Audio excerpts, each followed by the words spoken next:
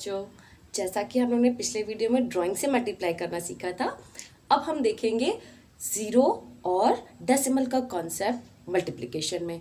Zero और decimal का मतलब क्या? डेसिमल मतलब दशमलव और ज़ीरो। जैसा कि आप जानते हैं, हमने यहाँ पहले भी बताया है कि ज़ीरो एक स्पेशल नंबर की तरह हमें लेना चाहिए। अब स्पेशल नंबर का मतलब क्या हुआ? जस्ट आपको मान लो वर्ड दिया हुआ है 45 को मल्टीप्लाई करो ज़ीरो से।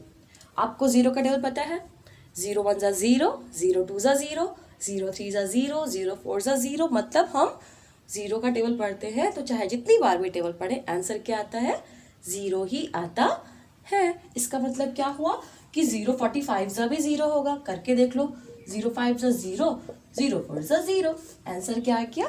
ज़ीरो। इसका मतलब ये है कि चाहे कितनी भी बड़ी नंबर दिया हो, मान लो ये नंबर इतना बड़ा होता, लेकिन अगर उसका मल्टीप्लिकेशन ज़ीरो से किया हुआ है तो आंसर क्या आएगा? ज़ीरो ही आएगा। आपको मल्टीप्लाई करने की ज़रूरत नहीं है। या फिर अगर बड़े क्वेश्चन जैसे लंबाई में दिए होते हैं ठीक है, मान लीजिए यहाँ पे दिया हुआ है इतने इंटू 0 इंटू 2 इंटू 24, ऐसे करके लिखा हुआ है, लाइन से बहुत सारे नंबर लिखे हुए हैं और बीच में मल्टीप्लाई का निशान लगा हुआ है। ठीक है, तो आपको कंफ्यूज होने की ज़रूरत नहीं है। अगर बीच में ज़ीरो है, आप ध्यान देंगे, अगर बीच में ज़ीरो है तो चाहे जितना बड़ा भी सवाल दिया हो, आंसर क्या आएगा?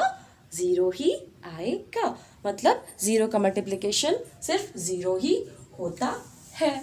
चलिए, अब ये तो हो गई ज़ीरो की बात, यानी कि ज़ीरो मल्टीप्लाई के टाइम में सबको पूरा ज़ीरो बना देता है।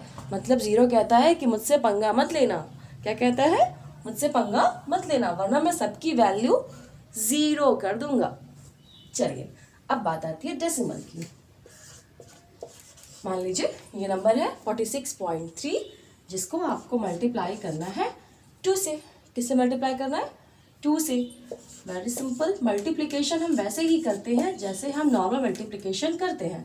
डेसिमल का मल्टीप्लिकेशन हम कोई अलग तरह से नहीं करते हैं। 2 6 ज़ा 12, 2 4 ज़ा 8 एंड 1 9। लेकिन अब यहाँ पे बात है पॉइंट लगाने की। पॉइंट कैसे लगाते हैं?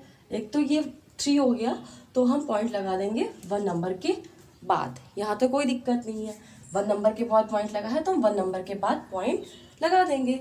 दूसरा क्वेश्चन देखते हैं। मान लीजिए ये 46.3 ही है, लेकिन इसका मल्टीप्लिकेशन करना है आपको 2.4 से। अब यहाँ पे आपने देखा, यहाँ पे तो सिर्फ एक नंबर के बाद दशमलव लगा हुआ था, यानी कि सिर्फ ऊपर वाली लाइन में ही दशमलव लगा हुआ था। तो आपने जितने नंबर के बाद दशमलव लगा था उतने नंबर के बाद आपने आंसर में दशमलव लगा दिया। लेकिन अब यहाँ पे देखिए, दोनों नंबर में दशमलव लगे हुए हैं। ठीक, हमें घबराने की ज़रूरत नहीं है। मल्टीप्लिकेशन हम वैसे ही करेंगे जैसे हम हमेशा करते हैं। 4 6 ज़ा 24 एंड 1 25, 4 4 ज़ा 16, 17 18।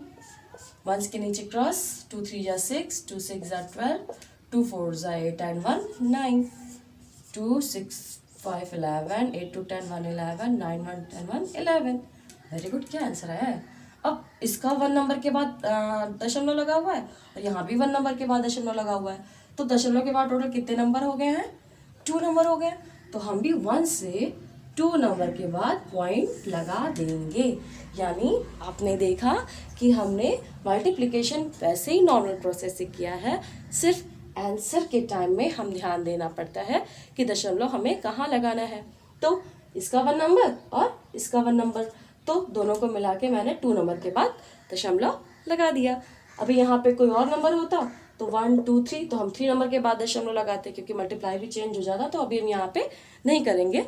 तो कहने का मतलब है कि जितने नंबर्स के बाद पॉइंट लगा हुआ है वो टोटल नंबर को हम काउंट करके, और इधर से यानी कि वंस के साइड से हम नंबर को काउंट करके टोटल के नंबर के बाद पॉइंट यानी कि डेसिमल लगा देंगे। तो यहाँ पे हमने क्या देखा? ज़ीरो और डेसिमल का कॉन्सेप्ट आई थिंक क्लियर हो गया होगा। हमेशा ध्यान रखिएगा और अपनी बुक में रिवाइज करिए। Okay, bye.